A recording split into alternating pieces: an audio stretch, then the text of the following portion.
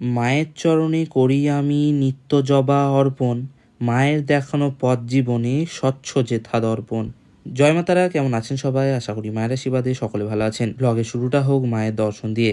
আর এই হচ্ছে আমাদের জগৎ জননী মা উগ্রতারা। আপনারা মায়ের ভালোভাবে দর্শন করুন, অন্তর দিয়ে পৌঁছে দিন নিজের কামনা বাসনা মায়ের চরণে। মায়ের এই অপূর্ব রূপে দর্শন করার পর কমেন্ট সেকশনে জয় মা তারা লিখতে একদমই ভুলবেন না। আজকে সকালে সুরজিৎদা এসেছেন মায়ের কাছে পুজো দেওয়ার জন্য।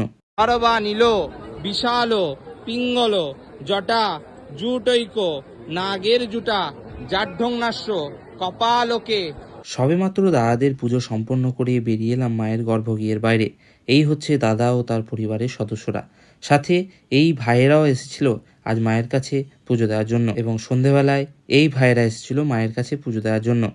আশা করছি আজকের ব্লগটা আপনাদের ভালো লেগেছে। প্রতারণার চক্করে না পড়ে সঠিক যোগাযোগে তারাপীঠ আসুন, আপনাদের অনুভূতি অন্যরকম হবে। সকলে ভালো থাকবেন, সুস্থ থাকবেন। জয় মা তারা।